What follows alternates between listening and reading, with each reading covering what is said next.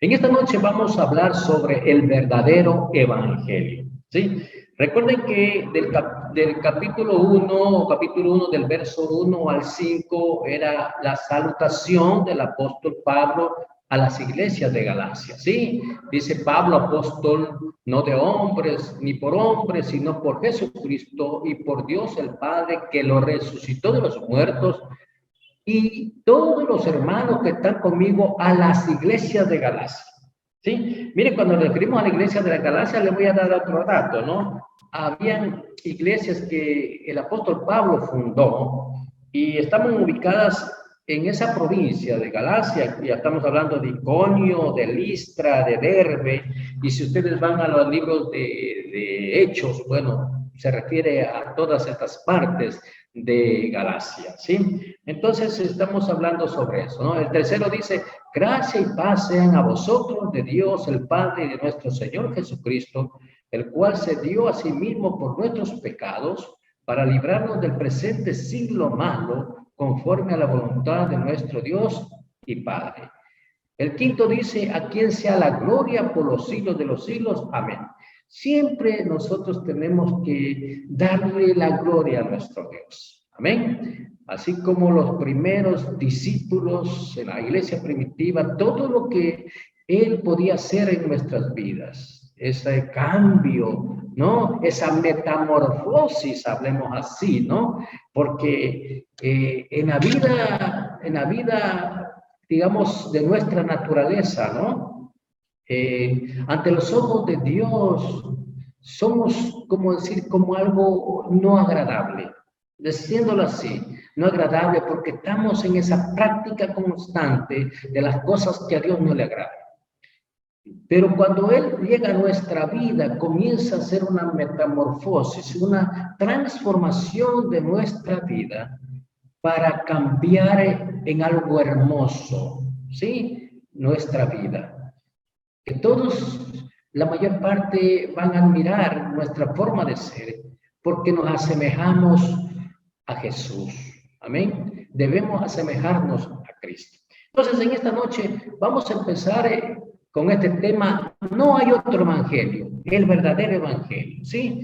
Miren que una de las preocupaciones tan grandes que tuvo el apóstol Pablo es esto, ¿no? Sobre que sus enseñanzas inspiradas por Dios no sean torcidas, no sean cambiadas, porque eso era inspiración de Dios. Entonces era un discurso ardiente, un discurso fuerte que el apóstol Pablo dio a estas iglesias. Una iglesia donde estaba rodeada de mucha idolatría, de mucha adoración a dioses con minúscula, totalmente paganos, cosas que a Dios aborrece. Entonces Pablo iba a indicar cuál era el tema central para esta carta, ¿no es cierto?, en el capítulo 1, ¿no? Y él se expresa en una manera molesta hacia estos creyentes en la provincia de Galacia. ¿Y por qué? Porque había gente que estaba mutilando el evangelio. Es decir, estaba cambiándolo. Pablo estaba dispuesto a entregar su vida por el evangelio y como la palabra lo revela, él entregó su vida por el evangelio. Entonces, echemos aquí un vistazo a lo que el apóstol Pablo nos dice en el verso 6. Nos dice, miren ustedes, en esta versión de la Reina Valera dice, estoy maravillado, ¿no? Pero en otra versión dice, estoy asombrado de que tan pronto os hayáis alejado del que os llamó por la gracia de Cristo para seguir un evangelio diferente. Para seguir un evangelio diferente. Ahora, el evangelio tiene dos aspectos y puede ser usado en dos sentidos. Primero, están los hechos del evangelio y segundo, la interpretación de los hechos. Ahí viene el problema. ¿sí? Los hechos del Evangelio, lo que está escrito. Pero el problema es en la interpretación. Entonces, la interpretación necesariamente tiene que ser una interpretación espiritual, porque Dios nos ha llamado a vivir una vida en el espíritu. Sí, yo busco adoradores que me amen en espíritu y en verdad. Entonces, cambia nuestra manera de ver nuestra relación con Dios. ¿Sí? Nuestra relación con Dios es una relación espiritual. Ahora, cuando estamos hablando de los hechos del Evangelio, diremos que ahí se resalta la muerte, la sepultura y la resurrección corporal de Cristo. Es el punto central, ¿sí? La resurrección corporal de Cristo. El apóstol Pablo dijo en sus epístolas a los Corintios, vamos a poner Corintios 15:3, Primera de Corintios 15:3, dice, Primera de Corintios 15:3 dice, primeramente os he enseñado lo que asimismo recibí. Miren lo que dice el apóstol Pablo, lo que asimismo recibí, que Cristo murió por nuestros pecados conforme a las Escrituras. ¿Sí?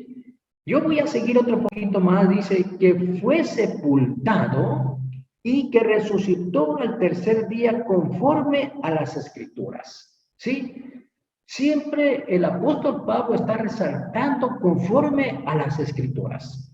Hay un pasaje bíblico que lo recuerdo de los Evangelios, en donde Cristo antes de morir tuvo miedo y dijo, si es posible, quita de mí o aparta de mí esta copa.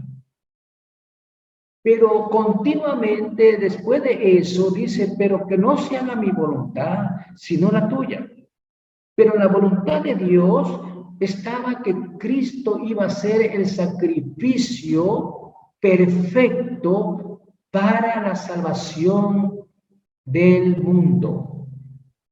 ¿Sí? Porque Dios amó tanto al mundo que entregó a su Hijo para todo aquel que cree en Él, no se pierda, mas tenga vida eterna. Entonces, miren ustedes, siempre está resaltando las Escrituras. Estos son los hechos históricos del Evangelio. Ahora, el punto 2, la interpretación de los hechos. Ahí viene el problema en cuanto a la interpretación. Algunos dicen es que tú interpretas de una forma, el otro interpreta de otra forma. No, porque el Espíritu Santo de Dios siempre va a direccionarnos hacia la verdad. Todo lo que uno discierne en el Espíritu tiene concordancia. No puede haber contradicción. Dice la palabra, hasta que todos lleguen, dice, a todos lleguen a un verdadero discernimiento, a una unión del discernimiento. Ahora, en cuanto al segundo aspecto del Evangelio, diremos que el tema de la carta de Pablo a los creyentes de Galacia es la interpretación de los hechos del Evangelio. Los judaizantes habían seguido a Pablo hasta el país de los Gálatas. Ellos no cuestionaron ni pusieron en duda los acontecimientos, los hechos del Evangelio. Después de todo, 500 testigos habían visto al Señor después de su resurrección. Recuerden que así dice el Evangelio. Y cuando usted tiene tantas personas que aún están viendo y que han sido testigos, uno no va a dudar de ese acontecimiento. Por supuesto que no. Ellos creían en eso. Hablando de los judíos creyentes, ¿sí? Ellos estaban totalmente de acuerdo con eso. Lo que ellos estaban diciendo era lo siguiente, y lo hacían de una manera muy sutil. Recuerden que hay cosas que parecen ser bíblicas, pero que en realidad no están sustentadas, no están avalizadas de acuerdo con la palabra. Cuando uno ya escudriña la Biblia, cuando uno la profundiza, dice, aprende la verdad. y podemos nosotros discernir entre lo falso y lo verdadero. Para uno poder hacer esto, primero tiene que alimentarse de la verdad. Y la verdad es la palabra. Entonces, ellos lo hacían de forma disimulada. Posiblemente preguntaban una pregunta, ¿no es cierto? ¿Ha pasado el hermano Pablo por aquí? Y la gente les contestaba, sí, él vino y predicó el evangelio y nosotros lo aceptamos. Somos convertidos y conocemos ahora a Cristo como nuestro Salvador. Y formamos parte del cuerpo de Cristo. ¿Sí? ¿Lo podían decir? Por supuesto que sí. Entonces, miren, aquellos que estaban pervirtiendo el evangelio respondían, ah, sí, que él dijo eso. ¡Qué bien! Ustedes saben que el hermano Pablo es muy exacto en lo que está diciendo, pero él no dice todo lo que tiene que decir. La pregunta, ¿les dijo, por ejemplo, que tenían que guardar la ley? No les dijo eso, ¿verdad? Pues bien, les debería haber dicho que si ustedes tienen, ¿no es cierto?, que ser salvos, deberían obedecer la ley. ¿A qué ley me refiero? A la ley de Moisés, al Pentateuco, ¿sí? Y miren, cuando ustedes se refieren al Pentateuco, nos estamos refiriendo a la ley que fue dada a Moisés y que tenía muchos decretos, ordenanzas, sacrificios, la circuncisión y todo eso.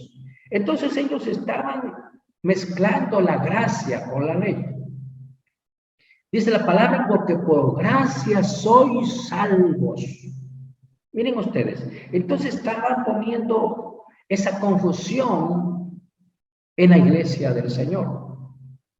Esto fue una de las herejías conocidas más antiguas y aún está presente en la actualidad. Implica añadir algo al evangelio de la gracia. Requiere hacer algo en vez de creer simplemente. Es la fe. Y ellos querían agregar algo más. Toda secta o culto requiere que usted haga algo más para poder ser salvo. Sí, recuerden que los judaizantes decían, si tú no eres circuncidado, entonces no puedes ser salvo. Hay muchos que creen que por los sacrificios van a ser salvos y van a ser más agradables a Dios, aun cuando después hagan lo que quieren. Muchos de nosotros tenemos ejemplos en nuestra vida, ¿no es cierto?, de que mucha gente hace sacrificios, pero sigue viviendo una vida desagradable a Dios. Entonces resulta interesante oír lo que Pablo dijo al carcelero de Filipos. Miren, en Hechos 16:31, el apóstol Pablo le dice a este carcelero, ellos le dijeron, cree en el Señor Jesucristo y serás salvo tú y tu casa. ¿Sí? Cree en el Señor Jesucristo. No le dijo, es que tú te vas a salvar porque eres bueno, porque haces sacrificios, porque de pronto ayudas a la gente. O sea, eso es parte de la gracia, ayudar a la gente, pero no es lo esencial para la salvación. También hay otro pasaje bíblico que Simón Pedro le dijo al Sanedrín, que era el tribunal supremo religioso de los judíos. Él le dijo, en ningún otro hay salvación, porque no hay otro nombre bajo el cielo dado a los hombres en que podamos ser salvos. No hay otra, no hay religión, no hay secta, ¿no es cierto? No hay otra persona que por medio de esa persona podamos ser salvos. Solamente por el sacrificio de Jesucristo podemos ser salvos. Y Cristo les pedía a los apóstoles que predicaran el mensaje de salvación por la gracia de Dios. Ellos no tendrían que hacer nada para obtener su salvación, sino que tenían que confiar en lo que Cristo ya había hecho por ellos en la cruz.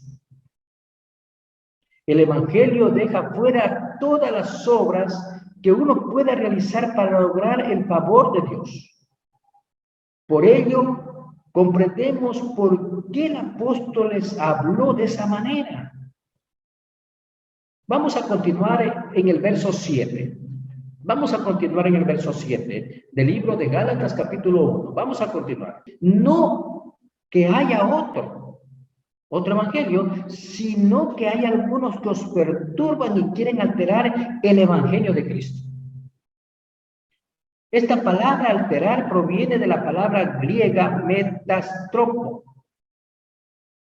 Es una palabra muy fuerte. Es una palabra áspera usada por el evangelista Lucas cuando estaba mencionando el sermón de Simón Pedro en Hechos 2:20. Hechos 2:20, él dijo, el sol se convertirá en tinieblas. Miren ustedes, está hablando de ya los tiempos antes de la venida de Cristo. ¿Sí? Dice, ¿qué va a pasar? El sol se convertirá en tinieblas y la luna en sangre. Miren como algo cambiado, pero que en esta parte lo está revelando como una profecía. Y dice, antes que venga el día del Señor grande y manifiesto. Está dando esta verdad, ¿no es cierto?, de lo que va a pasar. ¿Ya? Como de pronto pensar que se está torciendo lo que en realidad es. Y eso es lo que ellos estaban haciendo, torciendo la escritura, diciendo que de pronto estas cosas no eran exactas.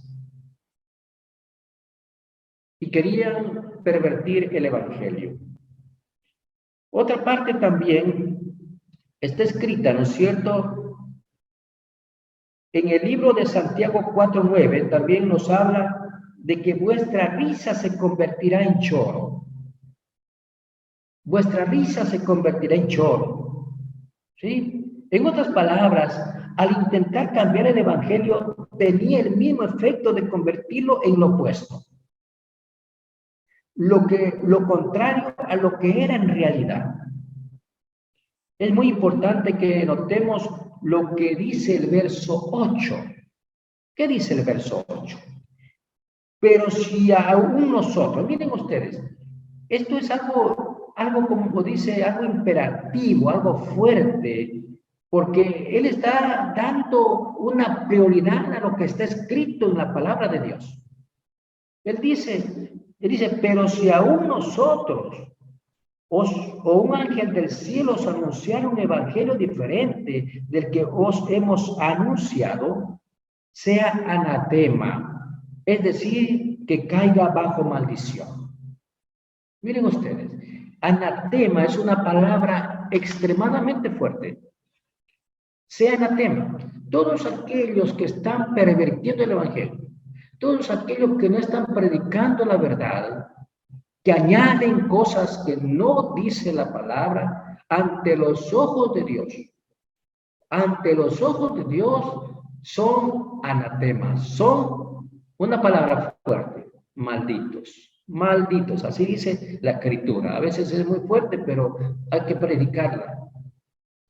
Entonces, el lenguaje que Pablo utilizó aquí fue extremadamente duro.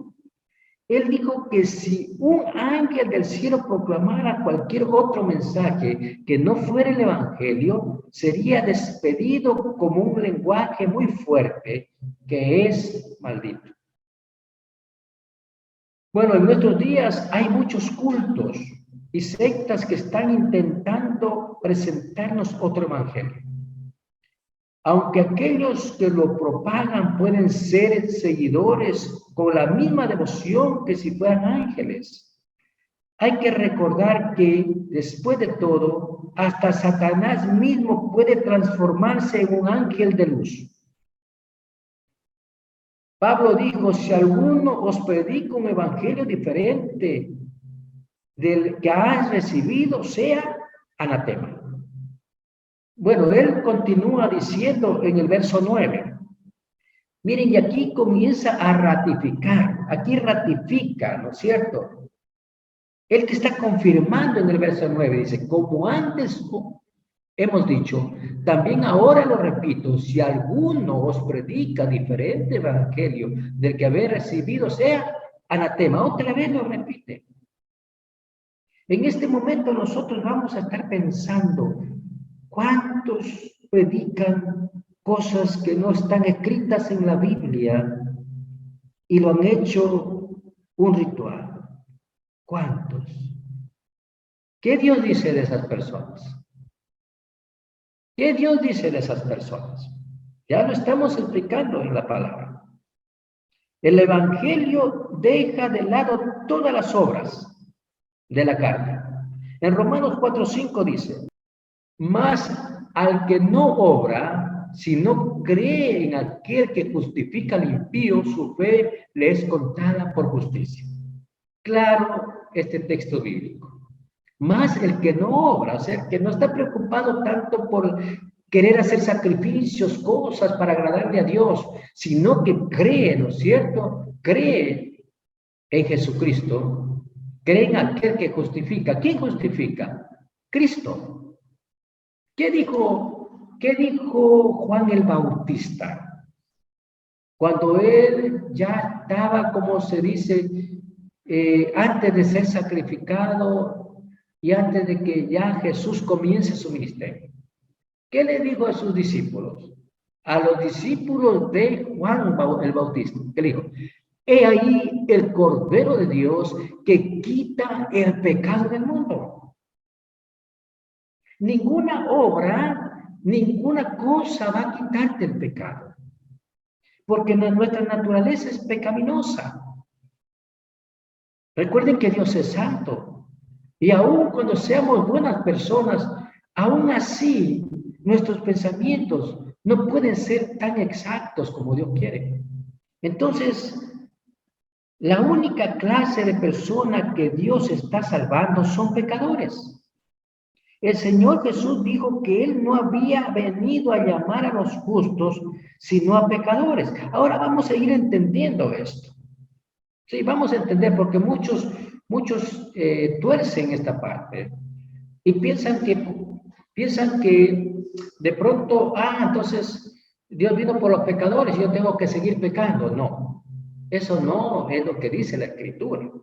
¿Sí? Él vino por los pecadores porque ante los ojos de Dios, quien no ha sido redimido por la sangre de Jesucristo está muerto.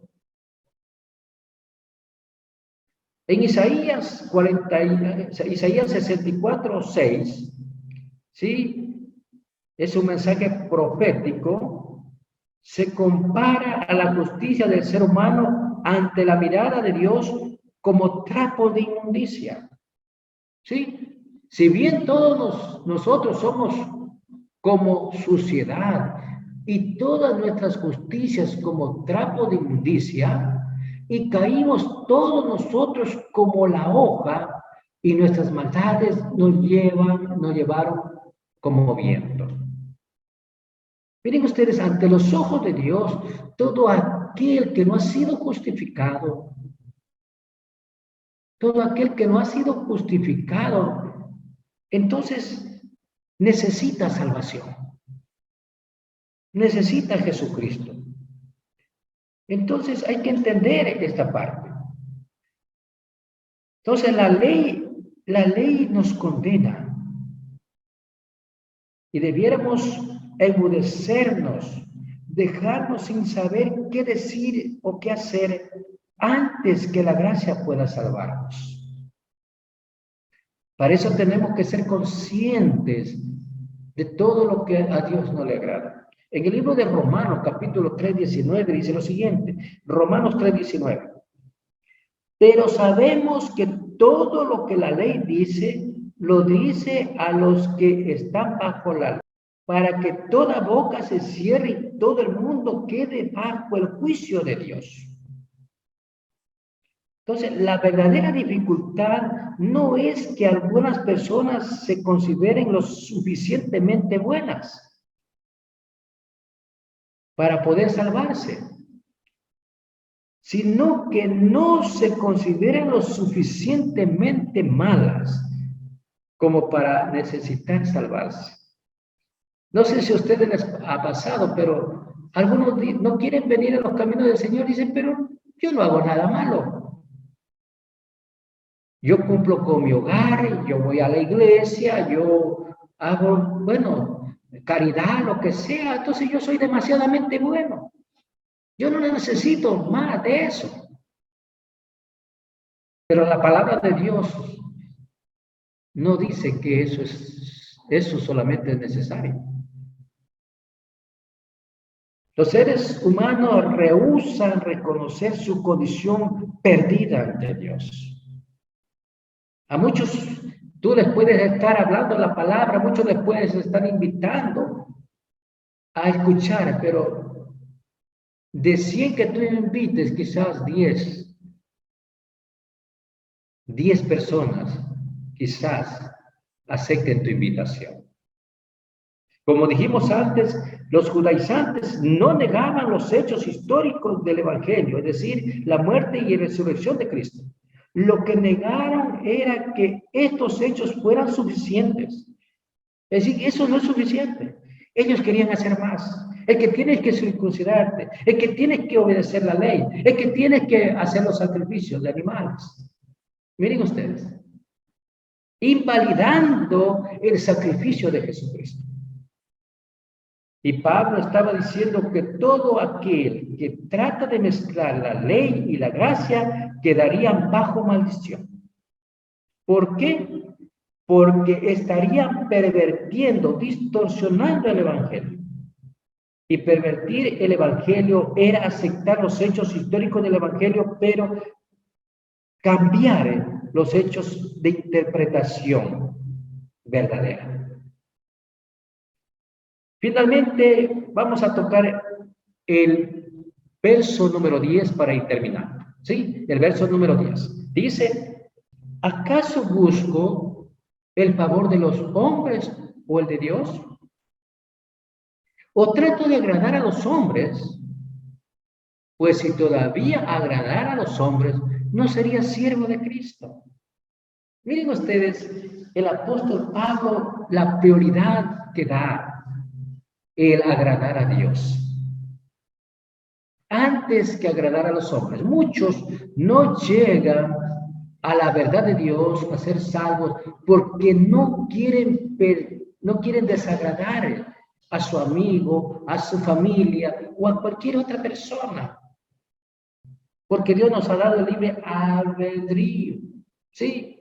Nosotros somos responsables. Dios nos ha dado la palabra, Dios nos ha dado la invitación, pero nosotros dice, escoger pues la bendición o la maldición. Dios nos ha dado libertad para escoger. Si no aceptamos invitación, es nuestra responsabilidad. Hay muchos que profesan ser cristianos, pero no son salvos. ¿Sabe usted por qué? Porque nunca han venido a Cristo para recibirle como su Salvador. En un verdadero arrepentimiento, por supuesto. Piensan como si tuvieran algo que comprometerse o ofrecer algo más al Señor. Mi estimado hermano, mi estimado amigo, usted no tiene nada que ofrecerle al Señor. En cambio, Él sí quiere ofrecer algo a cada uno de nosotros. Y aquellos que hemos recibido, le damos gracias al Señor por ese regalo maravilloso. ¿Por qué? Porque nos ha dado el don de la fe para creerle. Amén. Nos ha dado el don porque la fe viene de Dios. No viene de nosotros. La fe viene de Dios. Cuando tú lo buscas al Señor, Él te da ese don. Amén. Porque nos da un galardón. Dice que Dios es galardonador de aquellos que le buscamos. Entonces, Jesús fue el que murió y el que está dispuesto a dar la vida por nosotros. ¿Sí? El que está dispuesto a salvarnos. En Romanos 6:23 dice, porque la paga del pecado es muerte, mas la dádiva de Dios es vida eterna en Cristo Jesús, nuestro Señor. Señor nuestro. Sí, la paga del pecado es muerte. Si no ha sido limpiado y justificado ante Dios, aun cuando estemos aquí caminando en esta tierra, para los ojos de Dios, estamos muertos, separados de Dios. Recordemos que antes de su encuentro con Cristo, el apóstol Pablo trató de ganarse la aprobación de Dios con la persecución de los cristianos. Él tenía muchos puntos positivos a favor suyo. Recuerden que era un hombre muy preparado. Era un fariseo. Sabía el Pentateuco de memoria. Sabía el griego, ¿no es cierto? Sabía algunos idiomas. Miren ustedes, un hombre muy instruido. Él pensaba que hacía un favor a Dios persiguiendo a la iglesia de Cristo. Pero tuvo un encuentro con el Señor. En el capítulo 9 del libro de Hechos dice, el Señor, ahí está escrito, ¿no? Cuando el Señor se le presenta. ¿Sí? Y le dice, Saulo, Saulo, ¿por qué me persigues? Y Saulo, así medio turbado, le dice, ¿quién eres tú?